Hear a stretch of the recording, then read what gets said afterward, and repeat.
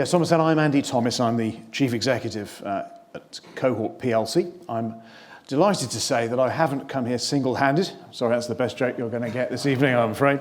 As I'm here with my colleague Simon Walther, who's Cohort's Finance Director. And we're here to introduce our AIM-quoted defence technology business, Cohort PLC. So, this slide is effectively Cohort on a page.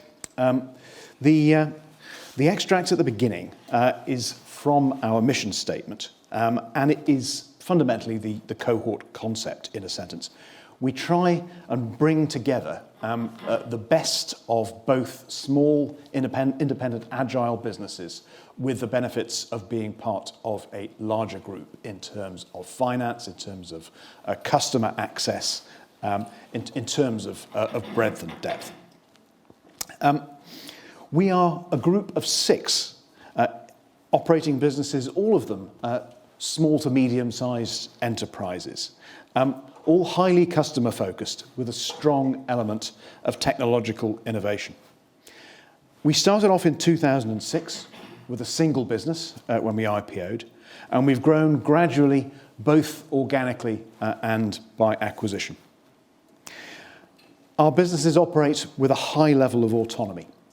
We select our executives very carefully, and we delegate a lot of responsibility and freedom to them over day-to-day decisions and over development of strategy too, although that work is done in close consultation with us. And that, of course, takes place inside a framework of governance controls to ensure that they manage funds properly, produce accurate financial reports and results, and comply with the many laws and regulations that you'll be aware affect all listed companies, but our sector has some particular ones as well. Now, the businesses are helped by a small but very experienced headquarters team. There are only 15 of us, so there's a limit to the amount of interference that we can do. But several of us, notably the executive directors and the non-executive directors, have got many years' experience in the defence sector. We don't, at the headquarters, provide central services like human resources or marketing or engineering, because it's up to the businesses themselves to shape and resource themselves and to meet those needs according to their own strategy and aspirations. And we don't have a large, expensive, complicated and prone to infighting layer of middle management in between the headquarters and the managing directors of the operating businesses themselves. And that reduction in cost helps make us pretty competitive as well. Now, we operate, as I've said, primarily in defence. We offer a range of technology-based products and services. Simon will tell you a little bit more about exactly what those are. And our experience is in that sector that being agile and innovative provides a strong degree of competitive advantage because the sector is really dominated by large, slow-moving, conservative customers and suppliers. And by working with a business like ours, we can help them by making decisions quickly and responding rapidly to changing needs. In terms of our markets, the UK is our largest single customer. It made up about 54% of our revenue last year. But we're also a strong exporter. We export into NATO Europe, into Southeast Asia, into the Middle East, and into the Americas as well. And in terms of size, we're about 1,200 people. And as I've said, about 15 of those are in the headquarters. The large majority of those 1,200 people are skilled technologists. Many of them have got advanced qualifications to higher degree level, because that's primarily how we add value for our customers. We're not a capital-intensive manufacturing operation. Fundamentally, it's about producing good technology which solves urgent needs for our customers. And we operate at 12 different sites in the UK and in Europe as well. Market capitalisation, about £200 million. Revenue last year, well, we'll give you the details, about £180 million. Our order book, when we last announced it at our AGM last month, was £370 million. So this slide shows the development of the group since we IPO'd back in 2006. We started with just one operating business, but we've now grown to 6. I won't talk through it in a great deal of detail, but you can see that our largest acquisition was done the year after we IPO'd. That was SEA at £25 million. Most of the others have been between £10 and £20 million. So, for instance, Mass at £13 million, that was back in 2006, and MCL at £14 million. Simon just reminded me earlier on today that Mass, in fact, was the highest EBIT multiple we paid for an acquisition, because it was making about £1 million a year at the time we acquired it, and we paid 13 million for it. Now that sounds a bit pacey, but last year it made about 9 million, I think, in profit. So I think I'm going to come out all right in the end. Yeah, as well as adding members to the group, and I've described the way that the group is structured, we've also done some what I term bolt-in acquisitions, where we've integrated businesses into the existing group members. And an example there was Abacus Electronic Warfare Consultancy, EW, which we did in 2010 and integrated into our business Mass. And another business called J&S, doing naval support work, which we integrated into SEA in 2014.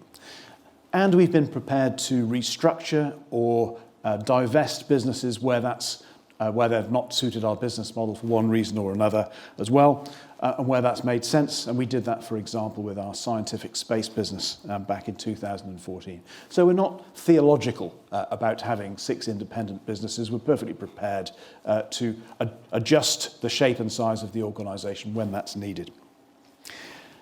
Very importantly, I think, apart from employee share schemes, we have not issued any shares since 2007. And so all of our acquisitions since SEA have been made from our own cash generation, with some bank debt here and there just to smooth the flow. And Simon's going to say some more about our historic financial performance and our dividend record as well. But before we go on to that, let me summarise our most recent set of results to give you a better picture of our financial performance. And these cover the year ended 30th of April 2023. And it was a good year for us, with a record level of revenue and profit. Revenue was up by 1/3 and profit up nearly 1/4 compared to the preceding year. And it was especially pleasing for us that our order intake was considerably higher, even than that record level of revenue, because a book-to-bill ratio of greater than 1 is for us a good indicator of future growth potential. And that left us at the end of the year with an order book of nearly £330 million, covering about 80% of what analysts expect our revenue to be this year. And as I've said, by the time of our AGM last month, that had gone up to £370 million, and we had 93% cover for the current year. Net funds flow in the year was very strong, bringing us to a net funds position of 15.6 million by the year end. And with very strong support and good relationships with our banks, that gives us a lot of flexibility to invest in new products and in acquisitions as well. And on the back of those good results, we increased our dividend by 10%. So I'm going to come back in a few minutes and talk about some of the market factors affecting the business, but I'm going to hand over to Simon now, who's going to get a little more into the detail behind those numbers. Thank you, Andy. Right. Good evening, everybody. I think it's evening now. We made a change this year. For the first time, we reported through 2 divisions, communications and intelligence, and sensors and effectors. And we think that this provides a clearer, simpler presentation than the 6 separate profit centres that we previously presented. But what I will do is talk you through the 6 businesses. I'll start with the Communication Intelligence division. EID is our Portuguese business. It's based just outside Lisbon. They provide communication systems for naval ships, and these have been exported very widely. They also provide army communications for headquarters, vehicles, and individual soldiers. Portugal itself has the advantage of a very strong technical education system combined with a low cost base that allows EID to offer world-class systems at very competitive prices. Turn to Mass, which is our oldest business. They're actually based in Cambridgeshire and Lincolnshire, and is our defence service business. It provides software and training in the area of electronic warfare, including the development of countermeasures to protect ships and aircraft from missile attack. It has a training support division that designs and executes large-scale exercises for the UK Strategic Command at Northwood, and simulating international crisis and the UK's military and wider government response. And not surprisingly, they're probably quite busy at the moment. MASS also provides cyber defence services and operational support to the UK strategic deterrent. Finally, MCL is based in Surrey. It's our smallest business, employment terms slightly less than 50 people. It has a very different business model to our rest of our businesses, and it partners with overseas technology businesses to bring their products to UK government customers. It has a capable engineering team, can modify equipment for UK use or integrate into UK ships, submarines and vehicles. And a good example is their partnership with the Danish company Invisio, which has supplied the British Army with many thousands of soldier hearing protection systems through MCL. Turning to the Sensors and Effectors division, Chess is based in Sussex. It provides stabilised electro-optical sensors for surveillance, tracking and fire control. They can be used on fixed land surveillance posts, armoured vehicles and ships. Chess exports to many countries. One especially important role for their equipment is countering drones. Chess systems are used by some of the world's leading weapons suppliers for that purpose. ELAC Sonar, which is our most recent business, is based in Kiel and is one of Europe's leading sonar providers. They are supplying the sonar for the fleet of Italian submarines which are being built in Genoa, and they have done this for submarines in Asia and for surface ships too. The huge Chinese investment in new submarines makes this a very important technology with growing demand. Finally, SCA. They make a range of maritime equipment, including the communication systems used by the entire Royal Navy's submarine fleet. They recently unveiled their new system for protecting naval ships against the hypersonic missile threat. This is a decoy launcher that swiftly rotates and elevates to fire a pattern of decoys to distract a missile without the ship having to maneuver. When there is only seconds to respond to an incoming attack, that is the difference between life and death. The charts show the contribution of the two divisions to revenue and profit and orders last year. Although Sensors and Effectors generated more than half the revenue, you can see that Communications and Intelligence was more profitable. That was down to a strong combination at MCL and the usual high operating margins we see at MASS, and a disappointing profitability at Chess. Over the coming year, we are looking to push the Sensors and Effectors division margin up towards around 15%, which on its own will have a big profit impact for the group. The order book is strong in both divisions, but especially so in Sensors and Effectors, reflecting the growing demand in the world market for many of their products, particularly in maritime projects. And we've added around about 90 million of orders since the year end, of which 2/3 have gone into Sensors and Effectors. This slide shows a 10-year history for the two divisions in respect of revenue and the group's trading profit for the same period. As you can see, it's been steady growth over that period, with a minor blip in 21-22, and then returning to a continued growth last year. In 21-22, we saw project issues at Chess, which are now closed out, and a fall off in a major export customer for EID, mostly a result of the conflict in Ukraine. EID has not fully recovered as it awaits key orders from its domestic customer, primarily the Portuguese Navy. And in this slide, you can see the dividends of the group for the last 10 years. Since listing, we've actually paid out around £38 million to shareholders, of which over 21 million has been in the last 5 years. And as Andy said earlier, we last raised money in the market in 2007. At that point, I'll hand back to Andy. Sorry. Thanks, Simon.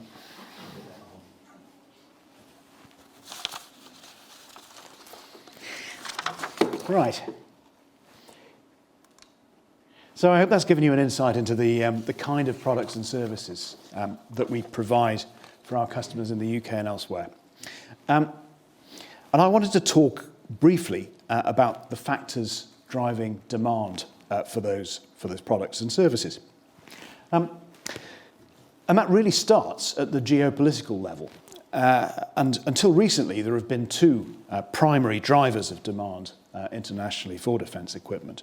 The war in Ukraine being one of those, and Chinese expansionism in Asia and the Indo-Pacific region. And now in recent days, sad to say, those have been joined by a third, namely the reignition of conflict in Israel, which has got a huge and unpredictable potential for international chaos as well.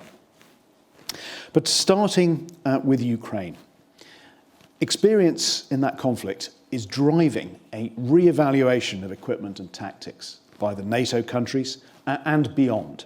And it's especially relevant to drones and counter-drone systems, both of which you'll have seen in the news have been used very widely to remarkable effect on both sides in Ukraine. Communications, intelligence, and electronic warfare, all again of which have been used extensively, and all of which are very important areas for the Cohort businesses.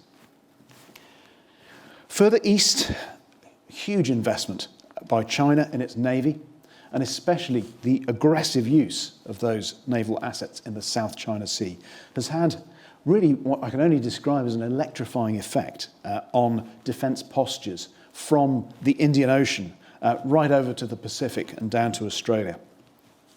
In particular, the Chinese investment in submarines and technology, like as Simon was mentioning earlier, hypersonic anti-ship missiles, has stimulated demand for anti-submarine warfare and ship defence products. And again, Cohort has got a world-leading capability in those areas. The conflagration in Israel hasn't yet had a direct impact on world defence demand, and I won't try to predict exactly how that terrible situation is going to unfold. But I have to say I think it's unlikely that it's going to have a calming effect on that volatile region in the world. So looking at our particular markets and looking at our domestic markets first, I mean, the UK has recently refreshed its integrated defence and security review. And that identifies Russia as being the nearest and most pressing threat, perhaps unsurprisingly.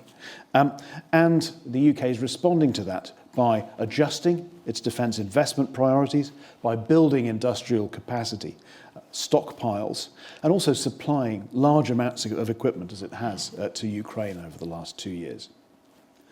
But the UK also recognises China as a longer term but perhaps even greater threat. The UK is a country with global relationships and global supply chains, global influence. And all of that is put at risk if China upsets the world order by its actions in Asia. Now, the most obvious manifestation of the UK's response to that is AUKUS, the trilateral pact to build a new common nuclear submarine for the UK and Australia. And I'm confident that Cohort will have a significant part to play in that in due course, as we have with the UK's existing submarine fleet. And AUKUS also covers a wide range of other technologies that all three partners are interested in, including artificial intelligence, seabed warfare. And again, Cohort has got a real interest in those. In our other domestic markets, Germany has announced a steadily increasing core defence budget, as well as a €100 billion top-up fund to reverse the hollowing out of its defence forces that have happened over many years.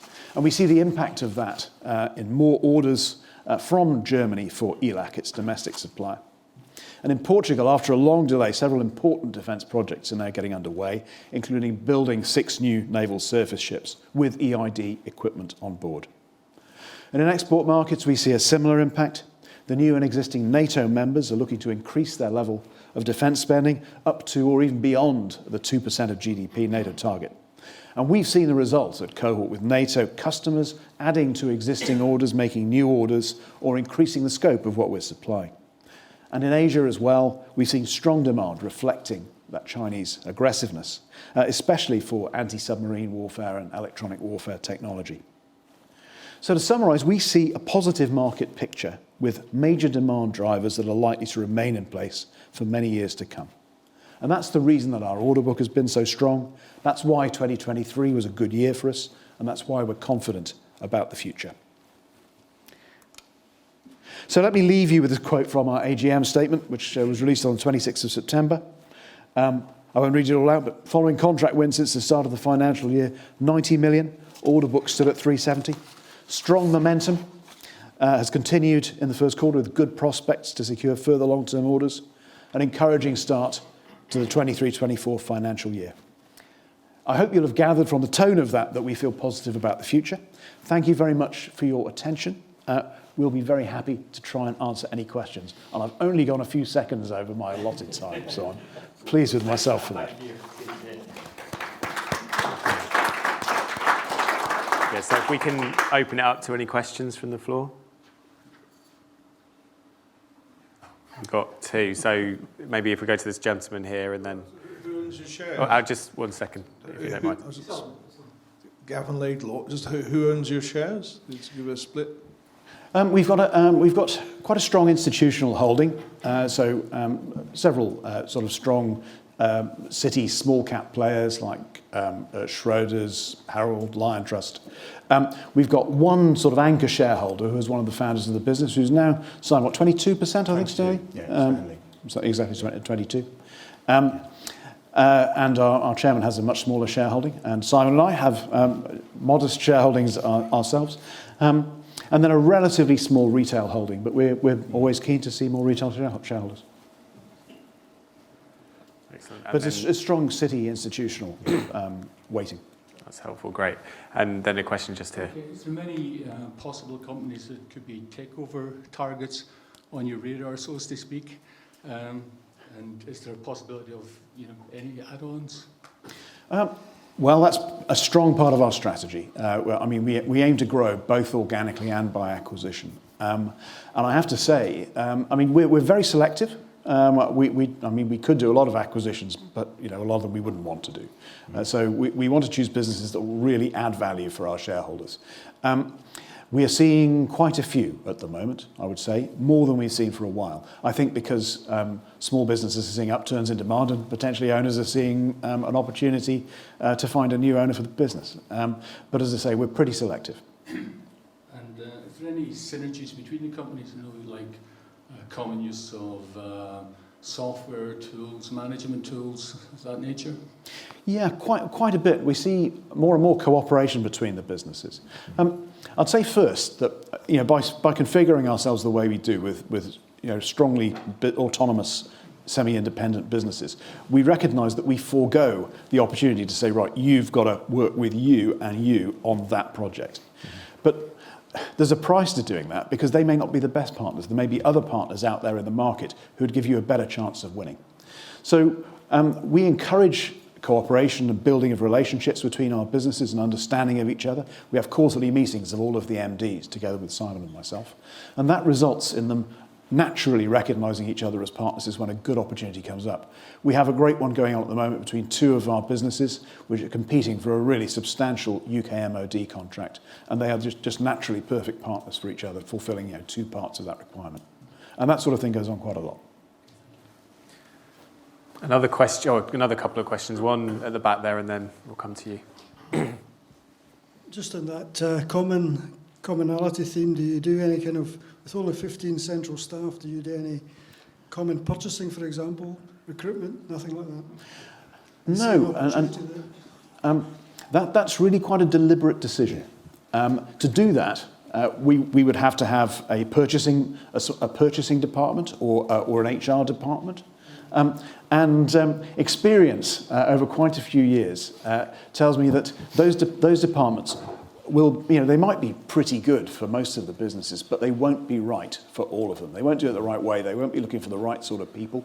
They won't recognise what the needs of the business are. And worse than that, over a period of time, they'll start to think of themselves as being actually rather special in their way. And they'll maybe grow a bit, maybe have a few extra employees, and perhaps the boss will become a little bit more important and want a bigger car, and those sort of things. Costs tend to accrete to cost centres. So we're not a great believer in that, no. We recognise that there's a price to pay in a certain lack of efficiency, which nominally you could get, but actually our way in our structure is more efficient, we firmly believe. Okay, thanks. And are you on AIM? Yes, we are. Trading as? Cohort, CHRT. And we had a question just here. Yes, Alistair Alexander, Edinburgh. You mentioned that currently your business is about 54% UK. And Yes. I'm just wondering how you see that going, say, over the next 5 years relative to what's happening around the world. It looks as if you've got some interesting prospects. Yeah, the UK took a big boost last year for various reasons. It was on a sort of downward trend as a proportion of the business, and I expect that downward trend will recommence. I would say we're seeing strong demand from NATO Europe, continuing strong demand from Asia, and I see some big opportunities elsewhere. That said, actually, we do have some rather large opportunities in the UK. So maybe that large proportion will persist to a certain extent. But in the long term, I would see us just getting more and more international. Any further questions from the floor? We've got another one just here. Just if you just wait for a second. And thank you. Russell Gossman. Could I ask about your domestic market? Are the contracts long-term or the basically short-term? They vary quite a bit. Simon, do you want to say a word or two about contract duration? The contracts vary. So MASS, for example, has service contracts going out to the later part of this decade, so into 27, 28, with options to take through to the early 2030s. Whereas a business like MCL, typically its contract terms might be a few months. So we're quite wide. Generally, the bigger contracts, the service contracts and the big systems contracts, are many years. And you'll see that with the order book, the length now, I think the latest delivery now is 2032, and we are probably expecting orders coming in the next year or two that could take us. I wouldn't be surprised we could get orders going into 2040. That's how long, particularly on naval programs, they're very long. So it is getting longer, and that applies mainly to the UK, but also some international customers, particularly NATO Europe. Okay. Typically, in terms of order book, I mean, a good half of our order book tends to run off the following year. Yeah. And then after that, there's a long tail on it. There was some really quite good analysis in the annual report, if you're interested, showing not duration, but size of contract and the amount of revenue according to the size of the contract, I think it shows, which gives you an idea of the kind of makeup of our revenue. Excellent. Any further questions? In which case, I've got a couple, if that's okay. Sure. So one of them is, obviously, it is quite a sort of significant increase in order intake and in the order book. Does that come with its own challenges in terms of working capital and like making sure the business is properly funded for it all, or? Working capital is an interesting one for us. It varies, but I mean, typically for export customers, we would typically aim to get quite a substantial advance. Right, sure. And so we try and liquidate the contract throughout its duration. We wouldn't get that for our domestic customers so much, but what we do get are really pretty regular milestone type payments. And payment terms for the UK MOD are very good indeed. 10 to 15 days, something like that, typically. But working capital can change quite a lot because when we have large contracts, I mean, a £200 million business, you can have contracts that are worth £50 million or more, and a single payment on those could be really big enough to move the dial. And if it falls on the sort of 1st of May or the 30th of April, then that makes quite a big difference to our cash in the year. Yeah, that makes sense. And I mean, the cash generation has been pretty strong as well. How do you just sort of make decisions in terms of allocation of capital and what you do with that? Obviously, there was quite a big increase in the dividends at the last opportunity, but. Yeah. These are, I mean, we've had a pretty steady strategy of looking for acquisition opportunities, but alongside that, we also invest in products, and of course, we return money to shareholders through the dividend as well. We generally look to businesses to be developing product out of their own cash flow, and we expense R&D. With a very few small exceptions, we expense R&D in the year that it's actually incurred. So there aren't any kind of imaginary assets hanging around on our balance sheet. Okay, that's helpful. Any final questions? Just what's the share price just now? Well, hang on, just wait a moment. Well, I had that question. So, so what's the share price just now? It was about £4.79 earlier today. I'm not sure where it ended. Yeah, it's been a bit soft. Hanging around £5. £5. A bit soft recently. Yeah, it has been. I mean, have you got, I know it's not, when you ask a manager or CEO, usually you want to hear, it's not their job to manage the share price, but have you got a read on what's been happening with the share price recently? Or? Well, everyone tells us that it's been doing terrifically well on AIM because everything else has been plummeting and we've at least been steady. It's all relative, right? I mean, I'll give you the sort of standard answer, but it is true. I mean, we don't try and manipulate capital markets. What we try and do is deliver results, because that's what we can do. And we're firmly of the belief, however naive, that if we carry on doing it long enough, then the share price will catch up. That makes sense. That's probably a good point on which to end. Thank you very much, Andy.